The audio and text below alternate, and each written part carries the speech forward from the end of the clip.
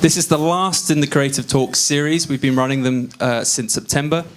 My name's Max Fraser. I'm one of the co-curators with Sketch of these talks.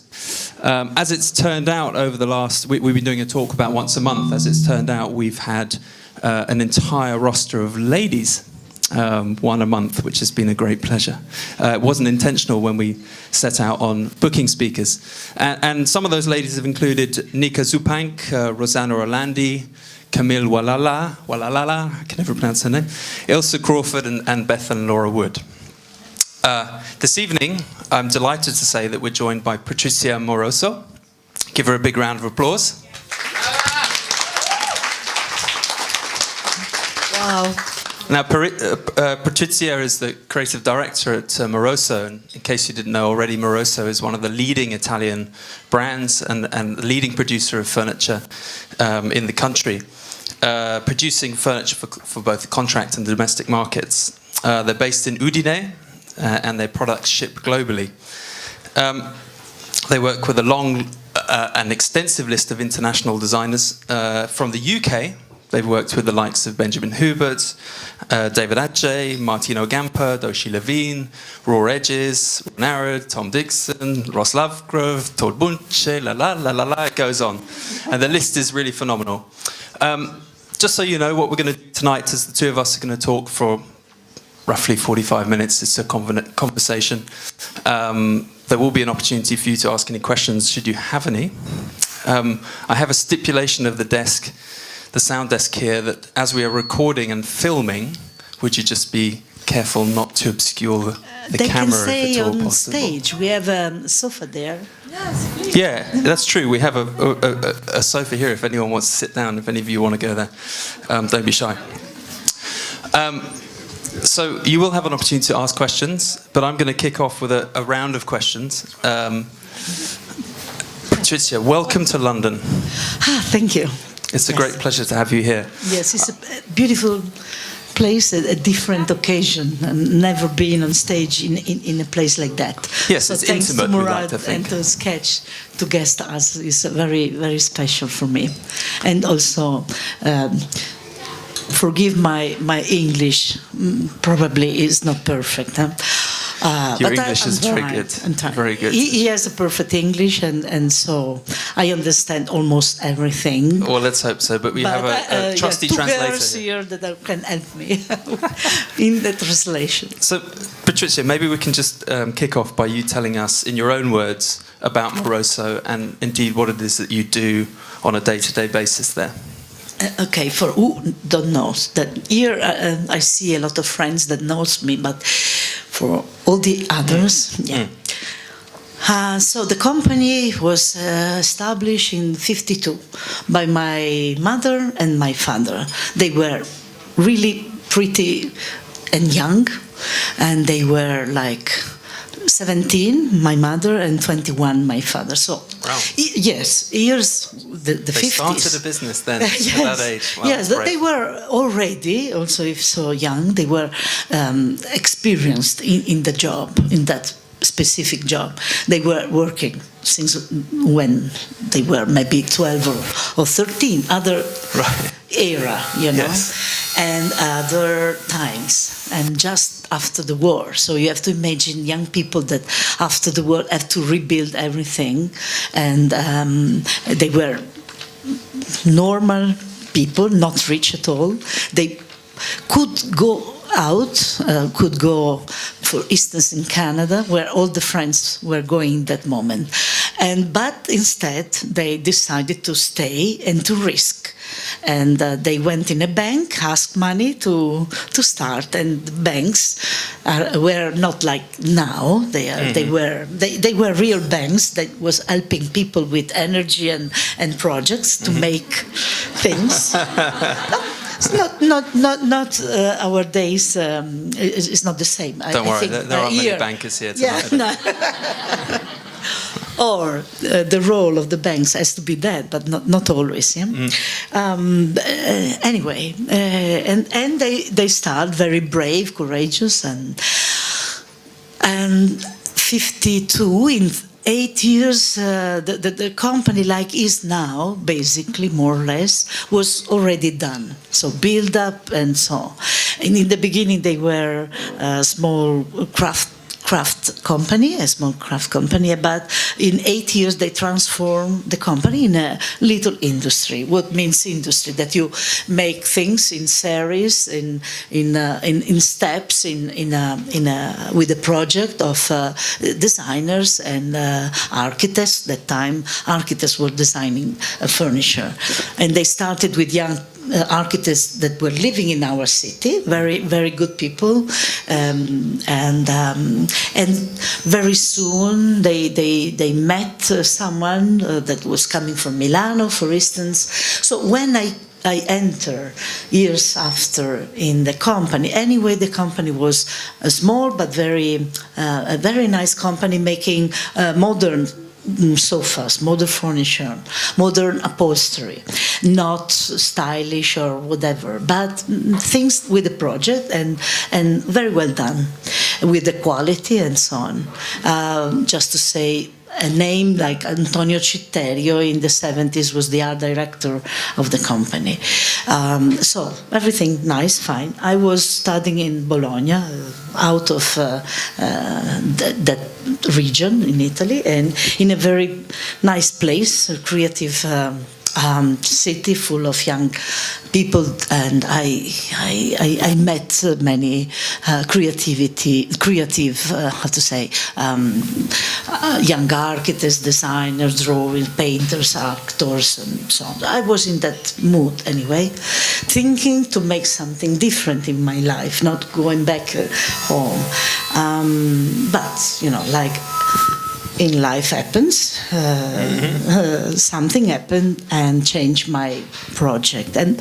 But I was, in a way, happy. Yeah, I feel like the destiny that finally touched me to say maybe you have to do that, not that. Who knows? I was studying art at school, maybe thinking to work in a museum or in a gallery or whatever, or to make my own gallery, something like that. So I was not studying art as an artist, but art as a critic.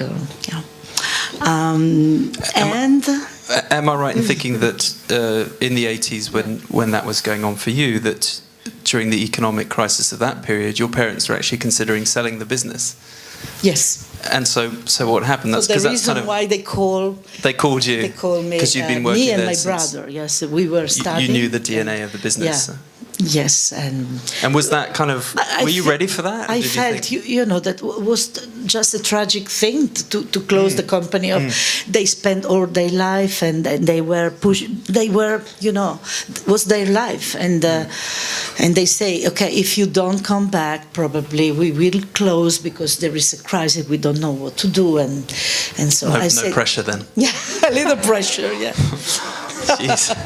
I was forced to say yes. I have to say, but I'm happy anyway. So what was when that happened and you went back, and what was the dynamic like working with your parents, and also was there a sort of a brief from them? Did they say to you, we want you to do this element of the business versus this, you know?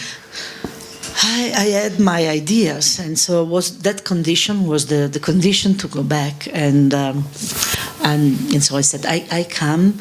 Let me understand what is the problem. So I spent 2-3 years just to see and look around, and then I suggest them a little collection or something done by me with my curation. Designed by you? No. Designed by a friend. Yeah. Anyway, was a young student, 22 years old.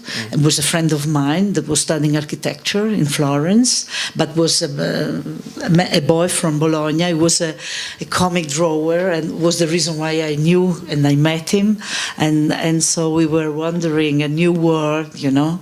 And he was designing these objects like part of the comics that he was designing. So one day we saw, but look at these houses, these nice objects that you are designing in your little story.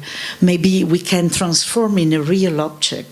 And that was the beginning, you know. It was like, oh my God, we can try, why not? And so we starting that way, trying to give a real body to something that was designed to be part of a fantasy, a little story about, a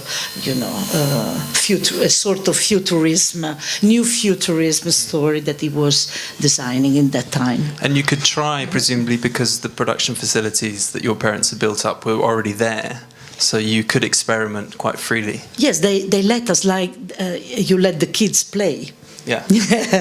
and we were playing, but in 1 minute it was clear that that thing was very funny, interesting anyway, done seriously. We were helped by a person that is my uncle that was making all the prototypes, very enthusiastic to make something different, because the production was nice, like I was saying before us, but nothing regarding avant-garde or research. Was just, that clean kind of objects. And we were playing with something different, was like trying to imagine a new world. That is what, for me, since that moment, was a sort of fil rouge, or red line. I don't know if you say in English, a red line that is connecting, since the beginning, all my stories. Yeah. We try to make something for a new world, or with a reason to be done, not just to make another sofa. We don't need another sofa. And so that that was the reason of also of the success of this first nice collection. In few months we were making like 25 or 20 something prototypes, and we present to the Salone, and it was a big success. For the first time, the press was talking about this little company, Italian, a new company. It was not new, because it was belonging to the 52. But for everyone, we were new, born in that moment. Yeah. And so you immediately, for me, was normal, was a sort of instinctive reason to make that thing, of course. But, for all the people working in the company, we were the two crazy boys playing. Instead, what happened, and was clear for everyone, was that for the first moment, the press and the architects and people that were looking at this first collection noted the little company called Moroso, and we were brand new, first year, So. In reality, it was a great strategic effect to be known by the word of the architects and so on. I mean, with hindsight, you make it sound kind of easy, but I suppose there was how did the shift occur within the business? Because you had to maintain an income, presumably, to sustain the factory and so on, but at the same time you were embarking on something that was avant-garde with huge risk. So you are working in two sides. With design, you really make something different. You are making communication. You are for the first time we had a brand. Our name was starting to be known, and that is the most difficult thing for a company when is starting, to have a brand, and that was done. So the most difficult thing was done. And so for me was very normal every year to proceed with another collection. And second year was Toshio Kikita, a man from Japan, that I love what he was doing for Cassina till that moment. And for me, he reserved something very special. Third year was Ron Arad, and I came in London and I started working with Ron. And also in that case was a great collection, a big number of objects that we realized, trying to, it's not working. This is working. That's better. Okay, better. And so this was sort of mid to late 80s, right? 89. 89. We present Ron, and we were working, of course, the year before to make everything. I mean, there's a sort of bravery with the approach that you talk about, this sort of seismic shift into a different arena for the business. Do you feel that was possible because you are a part of the family? Do you think it would be possible if you were not from within the family? No, it was something that proceeds step by step, not like that. But from the big crisis of the beginning of the 80s, we went out because we established a brand. And so, if you are known, also architects that have to, make a boat, for instance, and they start coming to make some, because they know us, because we were making so incredible, difficult, complex objects that, of course, we could do everything. And it's not something that happens in one moment, but we can say the design saved the company, and this is something that was not done with that intention, but was the result was that.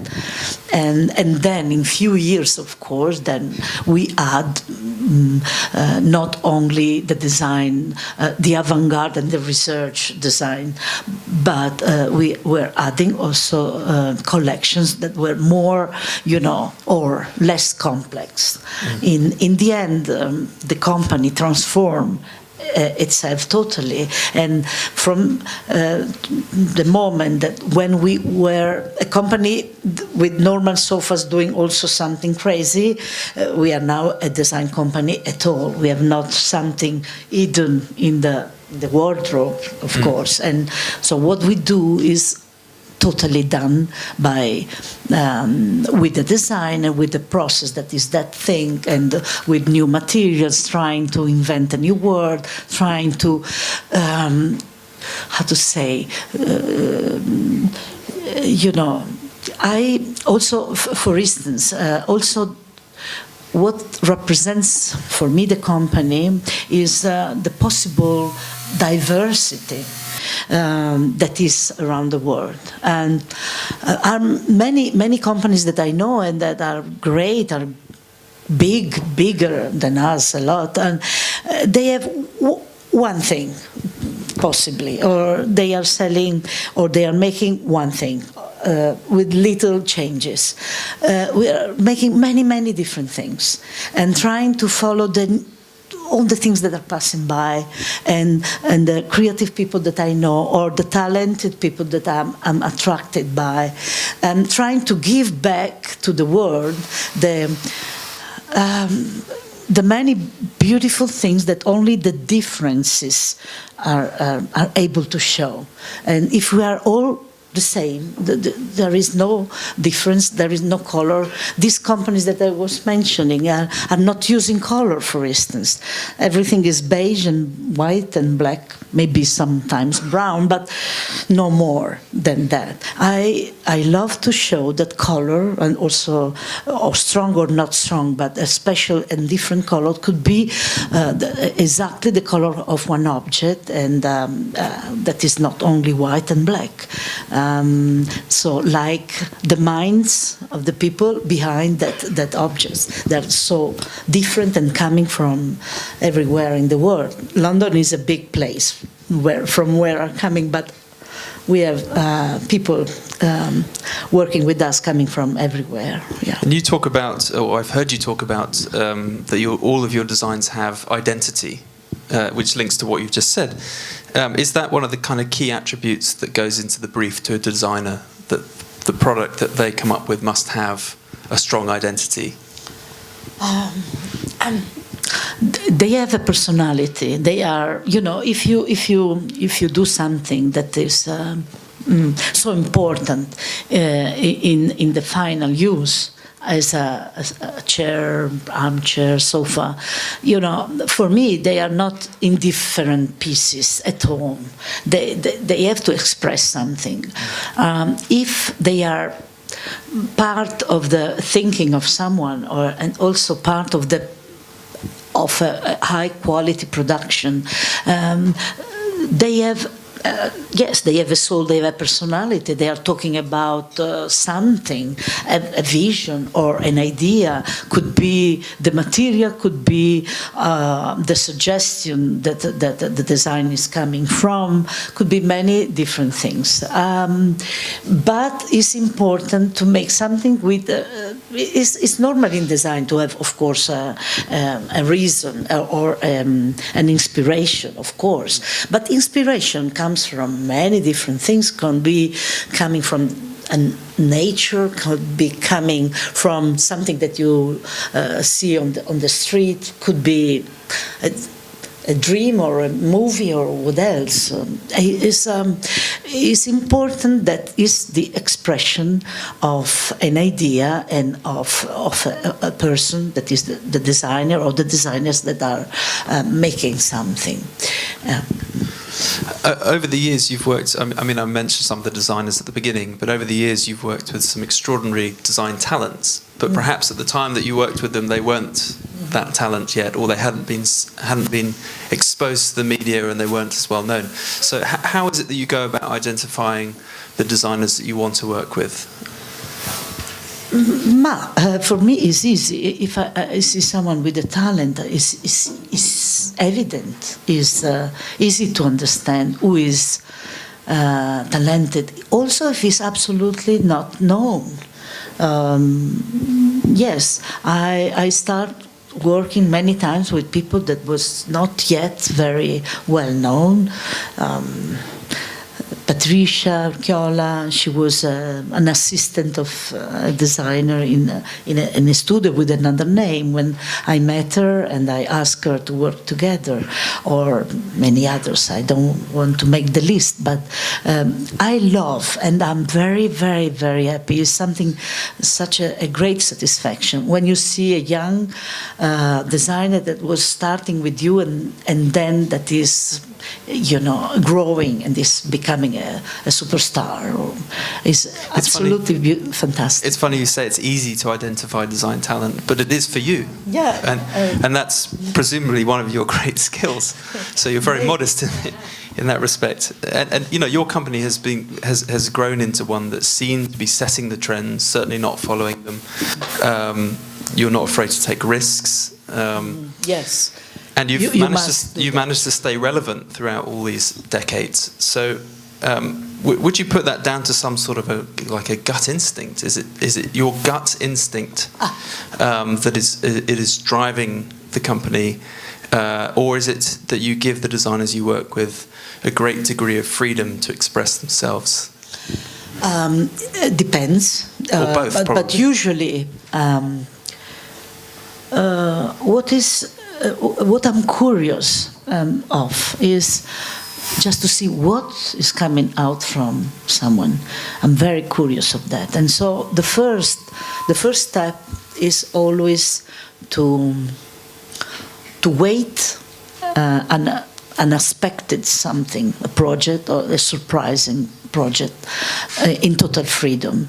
In the beginning is so important, because if you don't let someone free to express, you never could know this person.